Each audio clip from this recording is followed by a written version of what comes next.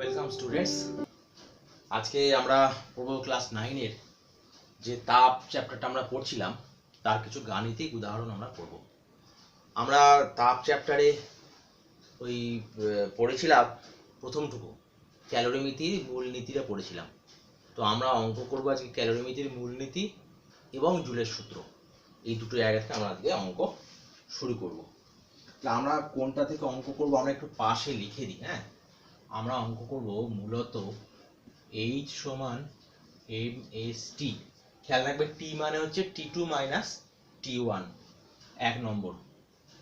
দু নম্বর হচ্ছে ক্যালোরিমিতির মূলনীতি যে অঙ্ক, আমি বড় ফর্মুলাটা লিখছি না, আমি এইখানে ছোট্ট করে শুধু লিখে দিচ্ছি যে গৃহীত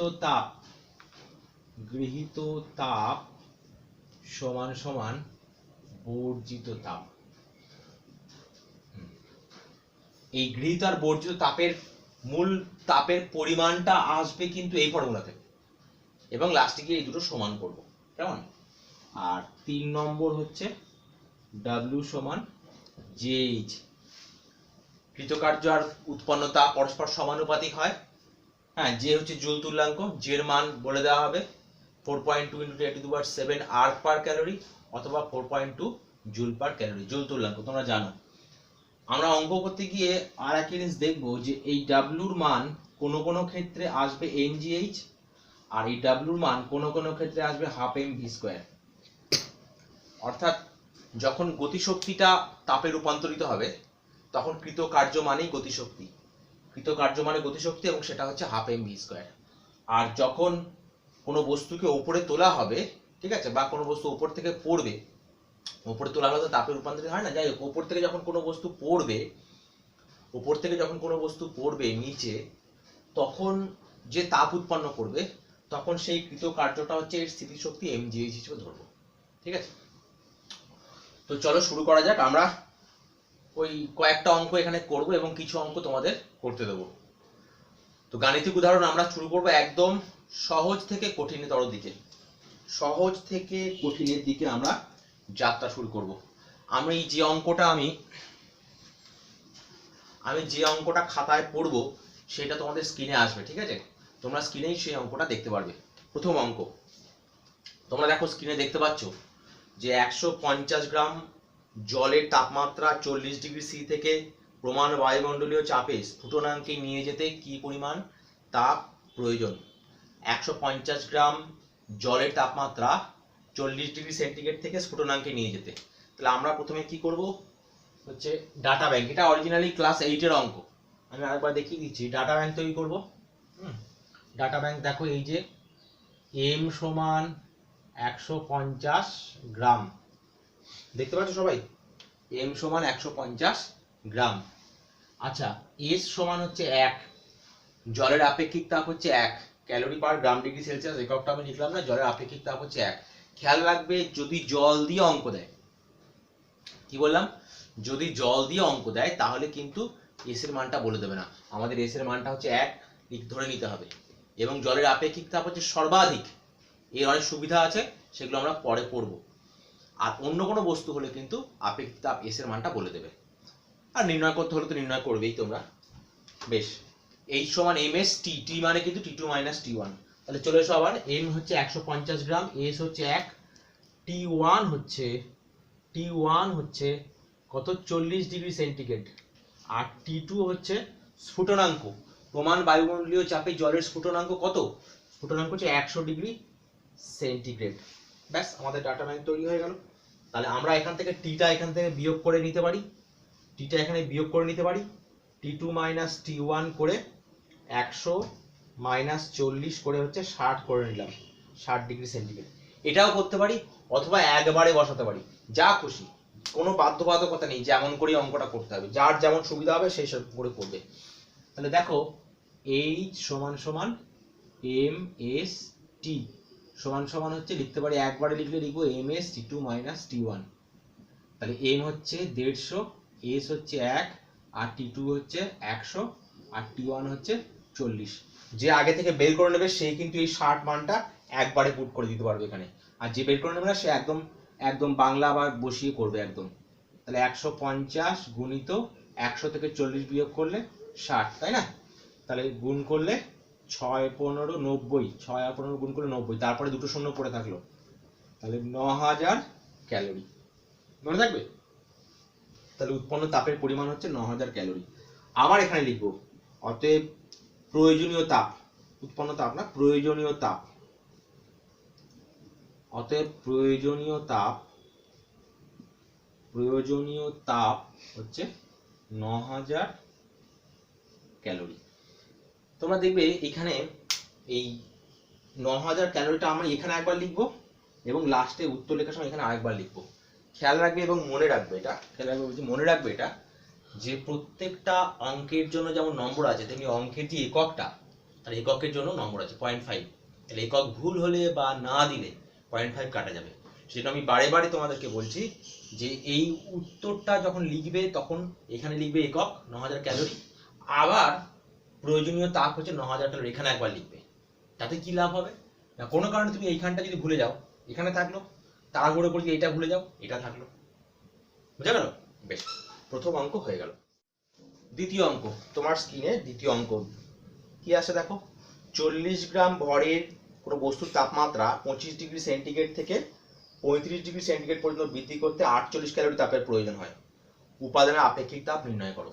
তাহলে উপাদানের আপেক্ষিক তাপ নির্ণয় করতে বলেছে। কি কি দিয়ে দিয়েছে দেখো, ভর দিয়ে দিয়েছে। তাহলে আমি লিখি প্রথমে, এম হচ্ছে 40 গ্রাম, তারপরে হচ্ছে তাপমাত্রা T1 হচ্ছে 25 ডিগ্রি সেন্টিগ্রেড আর T2 হচ্ছে 35 ডিগ্রি সেন্টিগ্রেড, আর H হচ্ছে 48 ক্যালোরি, 48 ক্যালোরি, আর S হচ্ছে জিজ্ঞাসা ছিল।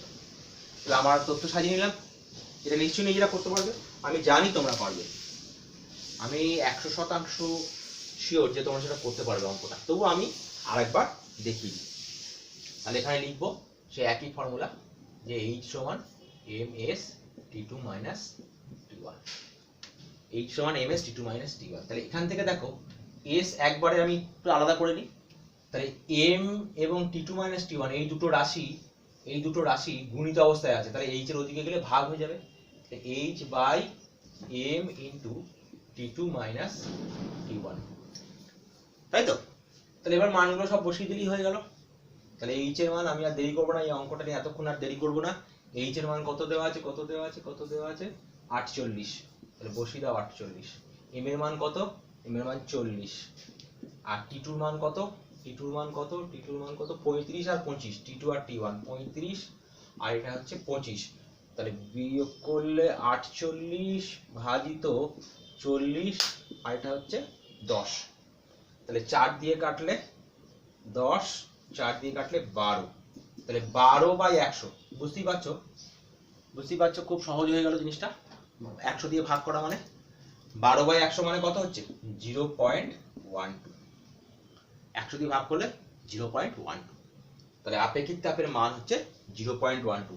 একক কি লিখবো, একক লিখবো calorie per gram degree Celsius, calorie per gram degree Celsius বা ক্যালোরি গ্রাম ইনভার্স ডিগ্রি সেলসিয়াস ইনভার্স। চলে এসেছি পরের অঙ্কে।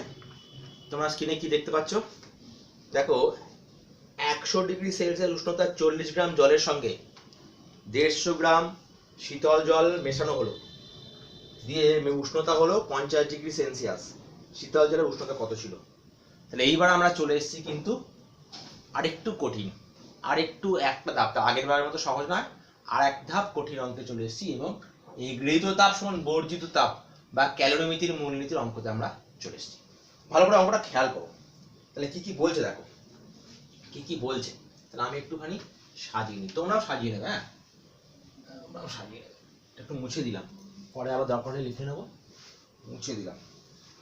তাহলে কি বলছে, 100 ডিগ্রি সেন্টিগ্রেড উষ্ণতা যখন এই অঙ্ক আসবে, যখন এই ধরনের অঙ্ক আসবে এই ক্যালোরিমিতির মূলনীতি দিয়ে, তখন আমরা দেখবো দু রকম বস্তুকে তাপের আদান প্রদান হচ্ছে, একজন তাপ দিচ্ছে একজন তাপ নিচ্ছে, এবং দুটো বস্তুর সংস্পর্শে আনা হচ্ছে, যেটা ক্যালোরিমিতির মূলনীতিতে আমরা আলোচনা করেছি। এবার সেইটার জন্য আমরা দুটো ভাগ করে নেবো প্রথমেই, ছোট্ট করে, একদম গোটা পাতা জুড়ে নয়, ওটা পাতা জুড়ে নয়, একদম ওপর অংশটুকু ভাগ করে দিলাম। তাহলে প্রথম ভাগে দেখো কি বলছে, 40 গ্রাম জল, তাহলে M1 হচ্ছে 40 গ্রাম, ঠিক আছে।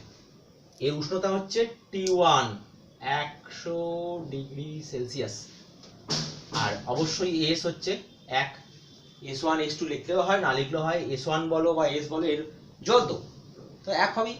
বেশ, এটা গেল প্রথম জোনার।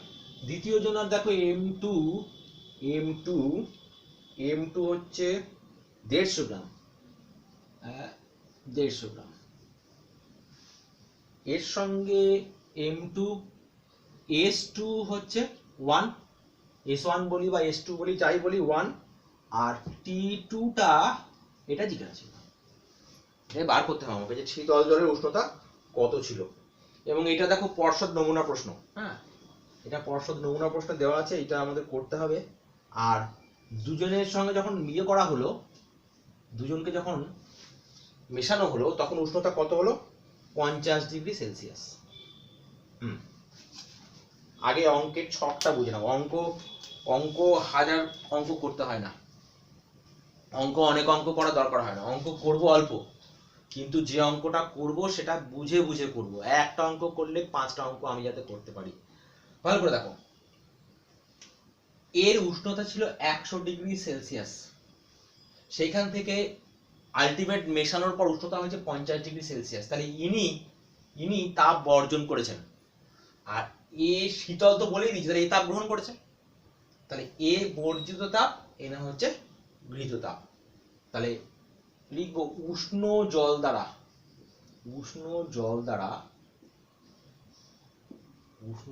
দ্বারা বর্জিত তাপ H1 সমান উষ্ণ জল দ্বারা বর্জিত তাপ কত, সেই ফর্মুলা MST। তাহলে M কত, 40 ইনটু, তুমি ফর্মুলাটা মাথায় রেখে একবারে লিখতে পারো, আর যদি সরগড় না হয় একবার ফর্মুলাটা লিখে নিতে পারো, কোনো অসুবিধা নেই।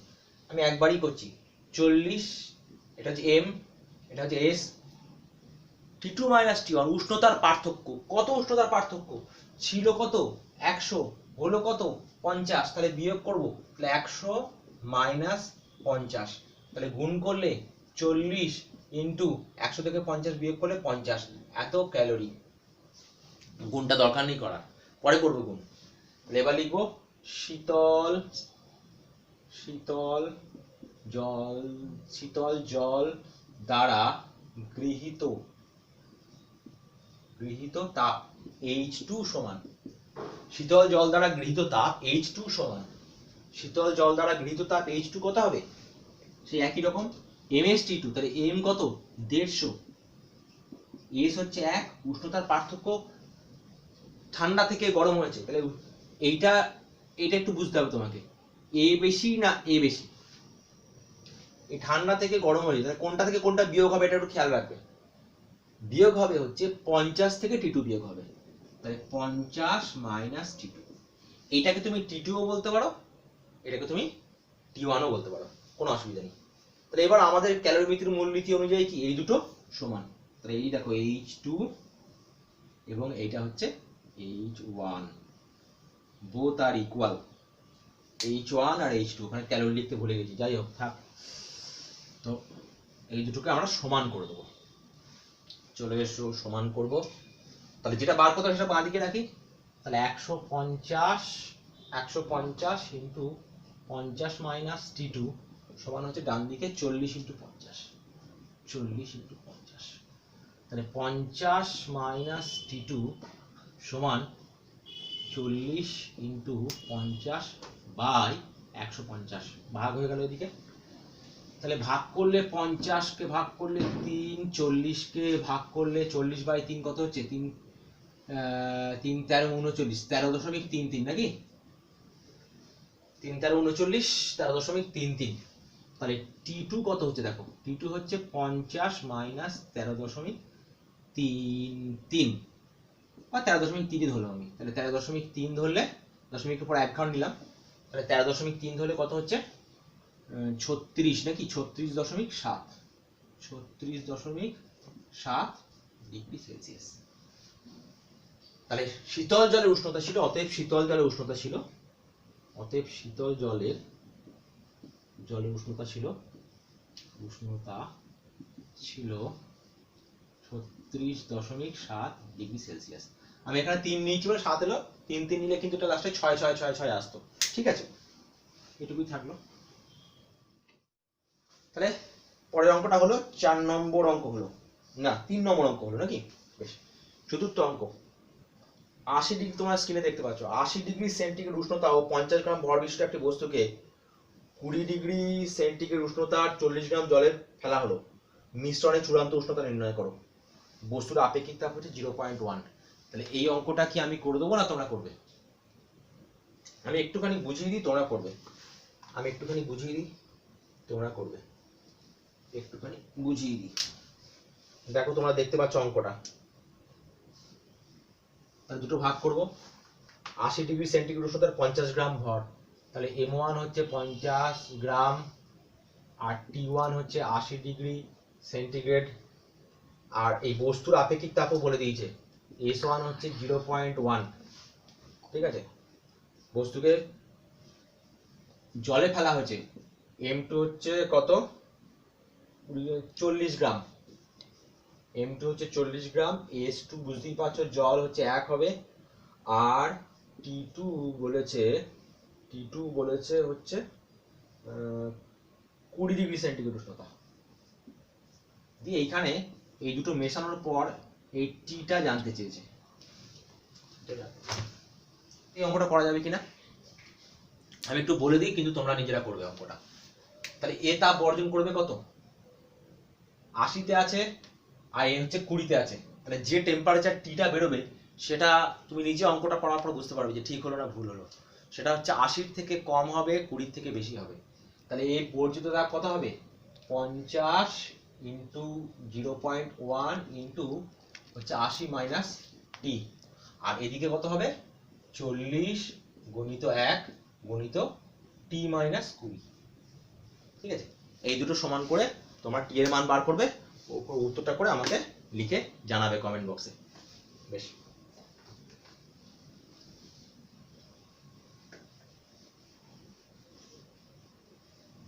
চলে এলাম 5 নম্বর অঙ্ক। বলছে তোমরা দেখতে পাচ্ছ স্ক্রিনে, সমভরের দুটি তরলের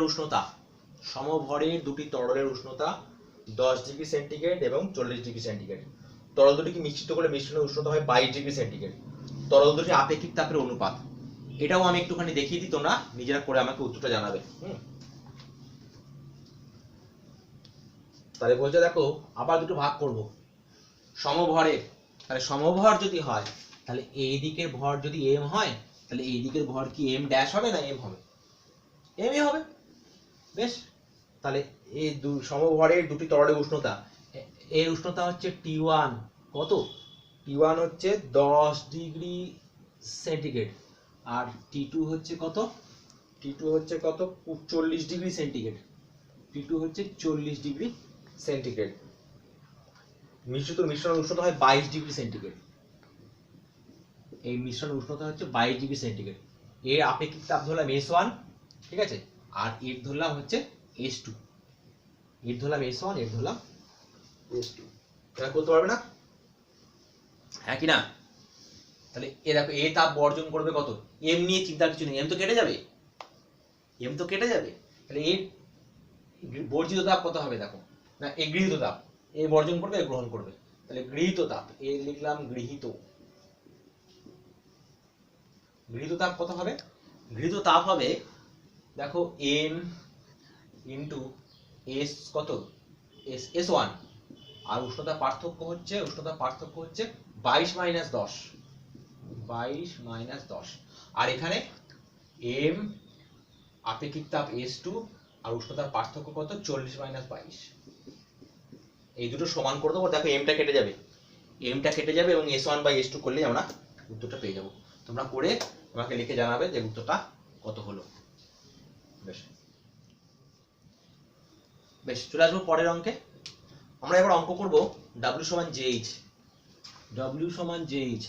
আমি আগেই লিখে দিয়েছিলাম W সমান JH।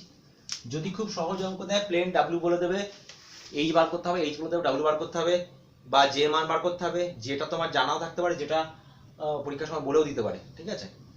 এইবার কোনো কোনো অঙ্কে দেখবে ডাব্লুটা হচ্ছে mgh এবং কোনো অঙ্কে দেখবে ডাব্লুটা হচ্ছে হাফ এম হচ্ছে ভি স্কোয়ার। আপাতত প্রথম অঙ্কটা যেটা দেখছি যে 840 জুল কার্য সম্পূর্ণরূপে তাপে রূপান্তরিত হলে উৎপন্ন তাপের পরিমাণ কত। তোমরা দেখতে পাচ্ছ স্ক্রিনে 840 জুল কার্য সম্পূর্ণরূপে তাপে রূপান্তরিত হলে কত তাপ উৎপন্ন হবে। তাহলে ডব্লিউ তো বলেই দিয়েছে 840 জুল, কেমন, আর যে তো বলেই দিয়েছে 4.2 জুল পার ক্যালোরি। তাহলে এইচ সমান সমান হচ্ছে জিজ্ঞাসা চিহ্ন। তাহলে ফর্মুলা হচ্ছে এইচ সমান ডব্লিউ বাই জে। তাহলে এইচ সমান ডব্লিউ বাই জে যদি হয় তাহলে ডব্লিউর মান কত, ডব্লিউর মান হচ্ছে 840 আর জে এর মান কত 4.2। দশমিক তুলে দিলাম, উপরে একটা 10, 42 দুগুণে 84, পাশে একটা শূন্য বসবে, ঠিক আছে। টোটাল হচ্ছে 200 একক হচ্ছে ক্যালোরি। তাহলে আবার লাস্টে লিখবো 200 ক্যালোরি, কেমন। তোমরা বলবে যে স্যার বেশ চালাক আছে, সহজ অঙ্কগুলো নিজে করছে আর কঠিনগুলো আমাদেরকে দিচ্ছে। দেবো তো, আরো কঠিন দেবো, দাঁড়াও। তারপরে দেখো 7 নম্বর পরের অঙ্ক। 20 গ্রাম বিশুদ্ধ জলের উষ্ণতা 70 ডিগ্রি সেন্টিগ্রেড থেকে স্ফুটনাঙ্কে নিয়ে যেতে যে তাপ লাগে তা উৎপন্ন করতে কি পরিমাণ হচ্ছে কার্য করতে হবে। এই যে ডাব্লিউ সমান জে এইচ, আমি যে বললাম ডাব্লিউটা কোনো ক্ষেত্রে mgh হবে, কোনোটা হাফ এম ভি স্কোয়ার হবে, তার সঙ্গে সঙ্গে এইচটা বলতে ভুলে গেছিলাম আমি, যে এইচটাও হচ্ছে কিন্তু কোনো কোনো ক্ষেত্রে এমএসটি হবে। তাহলে আগে আমি এইচটা বার করে নিই। তাহলে এইচটা কত বলেছে, এইচটা বার করে নিই। কি কি এইচ বার করতে কি কি বলে দিয়েছে দেখো, 70 ডিগ্রি সেন্টিগ্রেড থেকে স্ফুটনাঙ্কে নিয়ে যেতে। তাহলে এম হচ্ছে 20 গ্রাম আর T1 হচ্ছে 70 ডিগ্রি সেন্টিগ্রেড আর T2 হচ্ছে স্ফুটনাঙ্ক মানে 100 ডিগ্রি সেন্টিগ্রেড, আর এস তো জানি, এস হচ্ছে 1 জলের ক্ষেত্রে। তাহলে এটা হচ্ছে 20 গুণিত 1 গুণিত 100 মাইনাস 70।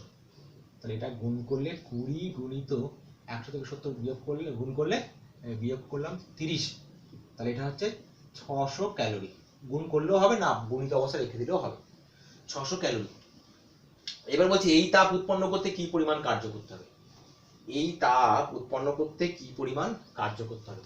তাহলে আবার সেই ফর্মুলা W সমান JH, তাহলে J হচ্ছে কত 4.2 ইন্টু H হচ্ছে 600, ঠিক আছে। গুণ করলে দশমিক তুলে দিলাম, তলায় একটা 10 শূন্য কেটে গেল, এটা গুণ করলে যা হবে রিজার্ভ করে নেবে, ঠিক আছে। চলে এসেছি আজকে পরের অঙ্কটা নিয়ে। এরপর আমরা চলে এলাম 8 নম্বর অঙ্ক। একটুখানি কঠিন দিচ্ছে এটা।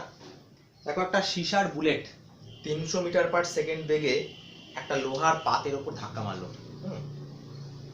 দিয়ে এবার স্থির অবস্থায় এলো। উৎপন্ন তাপ বুলেট ও পাতের মধ্যে সমান ভাগে ভাগ হয়ে গেল। বুলেটের উষ্ণতা কত বাড়বে। বুলেটের আপেক্ষিক তাপ দিয়েছে 0.03, বুলেট বলছি সীসার আপেক্ষিক তাপ দিয়েছে 0.03, ঠিক আছে। তো দেখো কি কি দিয়েছে, তাহলে ব্যাপারটা বোঝো ভালো করে, যে এই একটা বুলেট,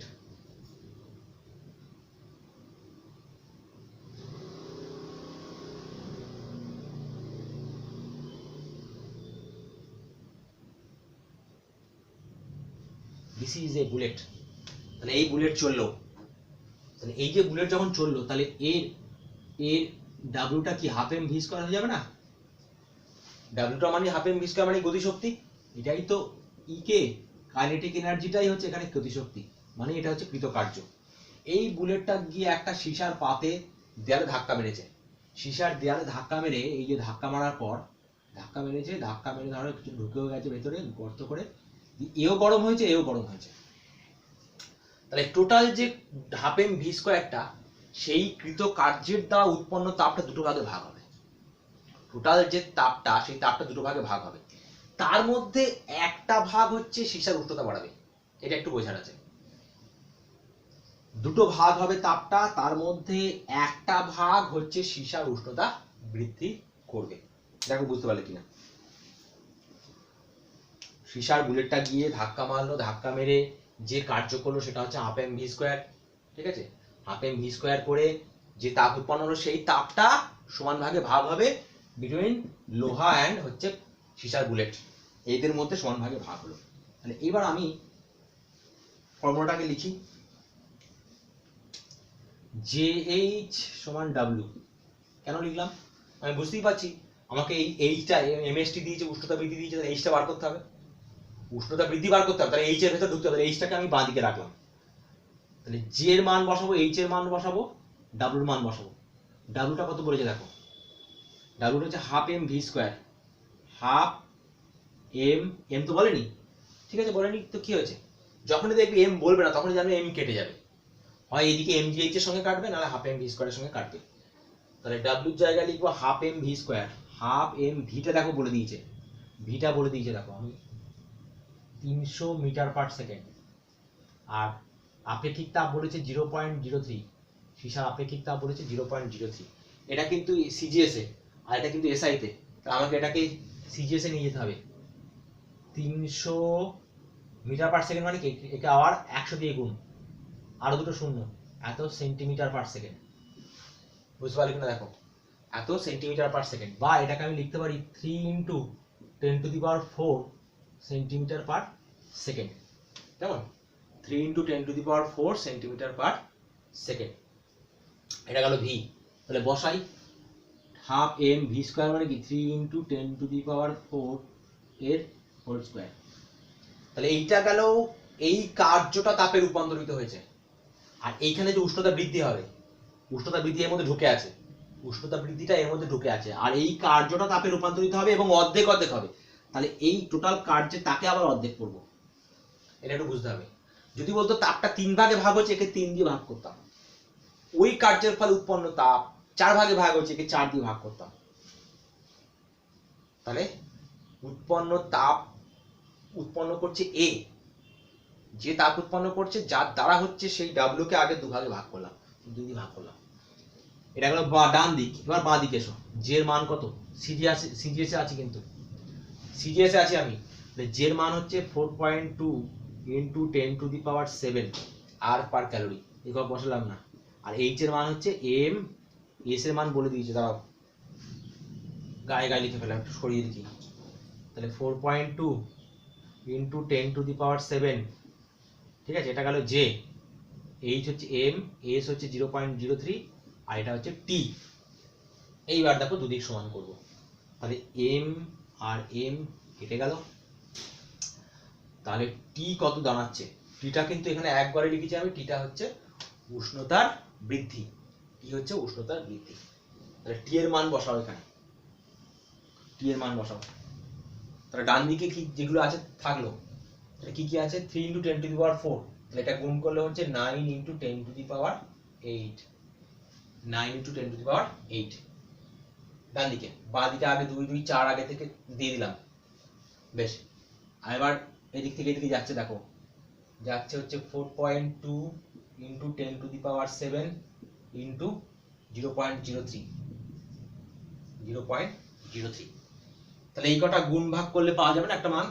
একটা ছোট্ট সহজ কাজ করে দিই একটু, 10⁷ আর 10⁸ কেটে দিলে একটা 10 পড়ে থাকলো উপরে, দশমিক তুলে দিলাম, ওপরে হচ্ছে একটা 10, আবার এই 0.03 দশমিক তুলে দিলাম, আবার দুটো শূন্য, হ্যাঁ একটুখানি ছোট হয়েছে, ও আর একটা কাট কাটে যাবে, 3 × 9, তাহলে পড়ে থাকলো, দেখো পড়ে থাকলো হচ্ছে ওপরে 3 আর একটা 1000, তাহলে 3000,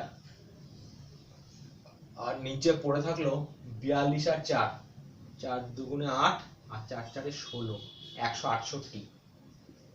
এইটা ভাগ করলে কত হয় সেটা তোমরা আমাকে লিখে জানাবে এবং বাড়িতে এটা আরেকবার করবে। তাহলে আমি সোজা অঙ্ক, মাঝারি অঙ্ক, একটু কঠিন অঙ্ক সব রকম মোটামুটি করলাম।